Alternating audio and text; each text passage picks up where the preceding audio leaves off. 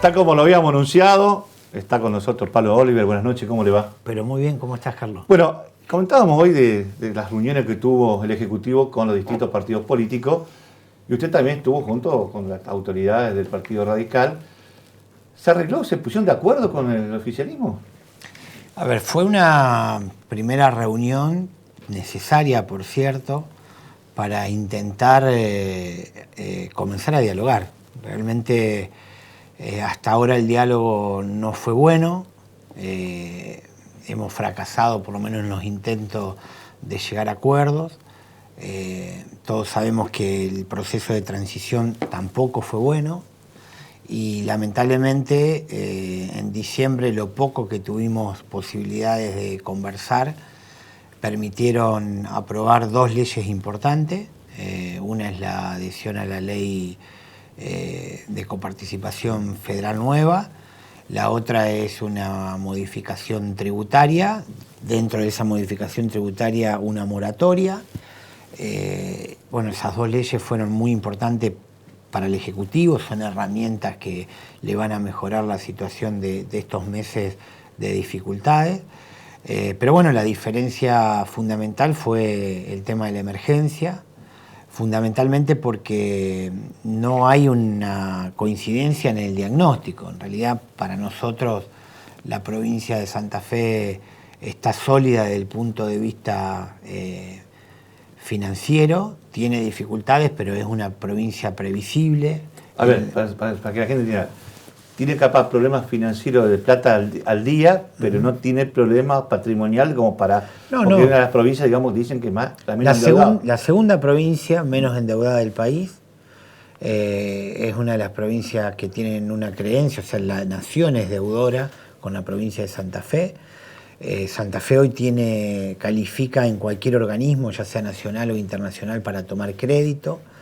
Y el problema financiero de liquidez que tiene la provincia hoy, básicamente es por lo que sucedió en el año 2019. Santa Fe en el año 2018 terminó con superávit, y en el 2019 las dificultades se dieron básicamente por la caída de la actividad económica, se cayó la coparticipación, sobre todo lo que es ingresos brutos, que está ligado y atado directamente a lo que es el consumo. La cláusula gatillo obviamente que también generó dificultades porque tiene una actualización salarial inclusive por arriba de la inflación con los trabajadores públicos. Bueno, eso generó que se termine con un déficit. No nos ponemos de acuerdo primero en cuál es ese déficit, en primer lugar.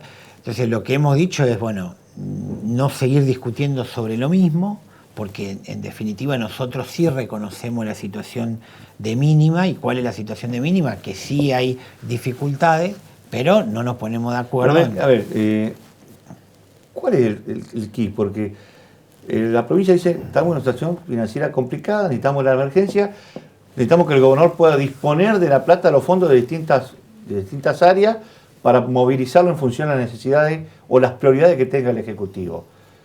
¿Por qué eso ustedes que le llaman superpoderes dicen no? Bueno, a ver, en la reunión que hemos tenido nosotros, que fue una buena reunión, por esto que te decía, porque por lo menos es intentar comenzar un diálogo distinto. Digo, para dialogar hay que escucharse, pero también después hay que llegar a una síntesis cuando vos querés acordar. Esperemos que esta sea la oportunidad, porque en realidad lo están esperando todos los santafesinos y santafesinas. Pero básicamente, a ver, el gobernador tiene otras herramientas que no tenía al momento de asumir. Tiene incremento de impuestos por un orden que va a andar en el margen del 40-45% lo que es impuesto inmobiliario. Hay incremento en lo que es ingresos brutos para algunas actividades económicas. Va a haber un incremento de la coparticipación también porque al salirse del pacto fiscal firmado en el 2016 va a haber mayores ingresos a las provincias. Por lo tanto, esas herramientas para nosotros son suficientes para funcionar normalmente. Lo que sí reconocemos que Argentina no está atravesando un momento de normalidad. Entonces hay que tener fuertes acciones para mejorar las condiciones de las personas más vulnerables, que tienen más necesidades. Entonces nosotros estamos de acuerdo que haya un programa que fortalezca los programas de alimentación, de asistencia, Estamos de acuerdo que en salud pública hay una deuda que hay que saldar y que hay que, por ejemplo, comprar equipamiento que no se llegó a comprar con los últimos hospitales que se construyeron, y en eso el gobierno ya planteó que quiere lo antes posible poder comprar el equipamiento necesario para que realmente funcionen a pleno. Hay un reconocimiento por parte del actual gobierno provincial que es importante las inversiones que se hizo en materia de salud. Yo creo que salud y educación hay indicadores que hablan por sí solos y sería absurdo que digan lo contrario, ¿no?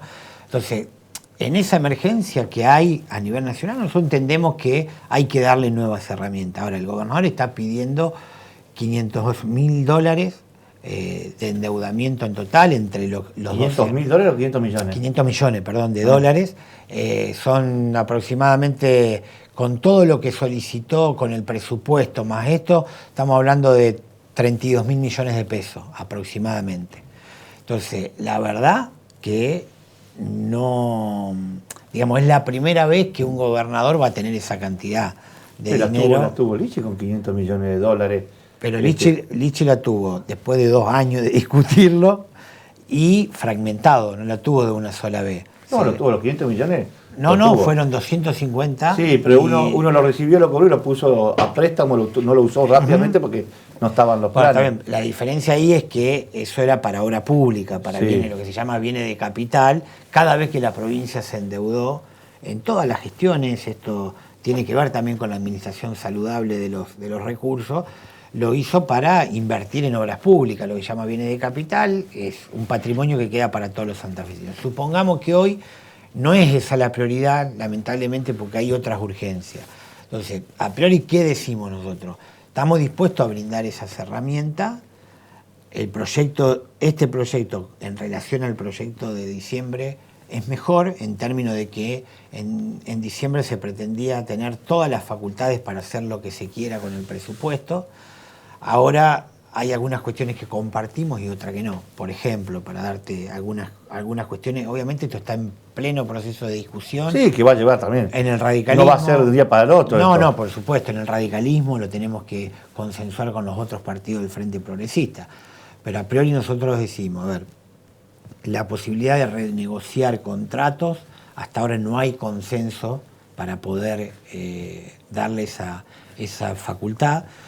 Ya hoy hay legislación que te permite vos sentarte a renegociar contrato con las empresas contratistas y con los prestadores de servicio, con los que te venden insumos, etcétera, etcétera.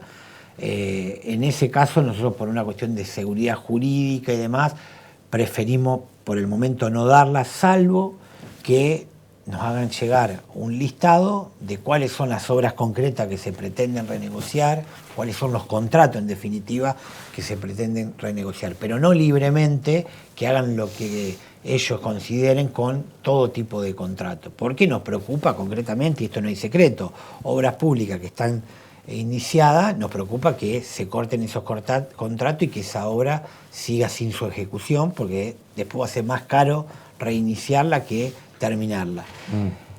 No, con el tema de los dineros están pidiendo una emergencia por 18 meses, se puede dar una emergencia por menos cantidad. La idea nuestra es que la emergencia sea hasta diciembre y en diciembre volver a discutir para ir monitoreando también cómo va evolucionando la cuestión presupuestaria en la provincia. Entonces ya no serían los 500, sino que podemos hablar de menos. O sea, la voluntad de brindar herramienta está. Pero a ver, lo que decías, 32.000 millones. El gobierno dice que el Fusco, que era casi 15.000 millones, desapareció. Ellos quieren reponerse con esos 15.000 millones del Fusco. Ya tienen una reposición. Hoy disponible tienen 13.000 millones aproximadamente. Y la deuda pendiente Fusco, de lo que quedó sin pagar, porque la verdad, esto lo podemos decir nosotros también que somos proveedores del Estado, desde junio no se paga. Hay toda una deuda flotante que se habla de 12.000 millones más o menos. Es decir, a veces dicen 2, a veces dicen 15.000, pero hay una deuda flotante. Bueno, hay una deuda flotante. Es decir, me parece que 32.000 millones no es tampoco una cifra, hoy por hoy, antes nos asustábamos, hoy no es una cifra que, está bien, que sea tan grande. A eso hay que contar que dentro del presupuesto también tienen recursos. Y hay que contar que el gobierno ya tomó una decisión de no aplicar la cláusula gatillo y que va a haber otros mecanismos de cálculo de salario. Por eso decimos que pretendemos, por lo menos esta es la idea, hay que terminar de cerrarla, que la emergencia se declare hasta diciembre y para poder ir justamente controlando cuál es la evolución del patrimonio en la provincia, cómo se comporta el saldo de la deuda que hay que ir viéndolo. O sea, insisto, nosotros reconocemos que hay dificultad, independientemente que no nos vamos a poner de acuerdo cuál es la situación de la provincia, queremos mirar obviamente hacia adelante y tratar de encontrar comunes denominadores, ¿no? Y pensar que en algunas cuestiones, acciones que se están planteando concretamente, de por medio está la gente. Después hay acciones que nosotros no compartimos para nada. Que yo, en el caso de la EPE, nosotros al momento que se entregó, el directorio entregó la EPE, estaba el dinero para pagarle a la empresa mayorista, sí. Camesa.